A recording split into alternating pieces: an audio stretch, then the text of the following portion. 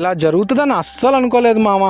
మా ఫ్రెండ్ గడు నిన్న ఫోన్ చేసి ప్లాస్టిక్ ఎర్రలకి చేపలు ఎగబడిపోతాయి అని చెప్పాడు.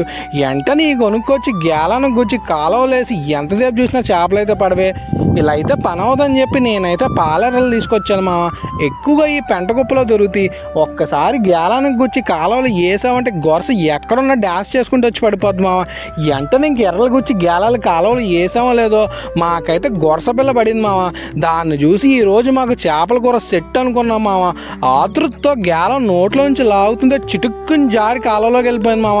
వెంటనే మా ఫ్రెండ్ మొహం నా మొహం మాడిపోయింది. ఈ లోపైతే మాకు వెంటనే 2 జంట గొరసలు అయితే పడ్డాయి మామ. అవి చూసి హ్యాపీగా ఫీల్ అవుతుంటే మాకు ఈ చిట్టి గొరస పిల్ల అయితే పడింది. పాపం దీన్ని ఎలా అయినా కాపాడదామని గేల ముళ్ళు తెస్తుంటే దాని ముళ్ళు అయితే నాకు గుచ్చిపోయింది మామ. అయినా జాలి తలిచి దీన్ని అయితే కాలంలో వదిలేశాను. నెక్స్ట్ టైం వచ్చినప్పుడు దీన్ని అయితే వదలు మామ, ఖచ్చితంగా పట్టుకుంటా. మాకు పడ్డ గొరసల్లో ఇదే అతిపెద్ద గొరస మామ. సైజు చాలా పెద్ద సైజు మామ. దీన్ని తవ్వ ఫ్రై చేసుకుని తింటే టేస్ట్ చాలా బాగుంటుంది మామ. మీరు కూడా ఈ ప్లాస్టిక్ ఎర్రలు కొన్ని డబ్బులు బొక్క చేసుకోకండి మామ. ఇట్లకి అసలు ఈ చేపలే పడవు. మట్టిలో దొరికే ఎర్రలకి మాకు ఇన్ని చేపలు అయితే పడ్డాయి మామ. వీడియో నచ్చితే లైక్ చేయండి. మరిన్ని వీడియోస్ కోసం మన ఛానల్ని తప్పకుండా సబ్స్క్రైబ్ చేసుకోండి మామ.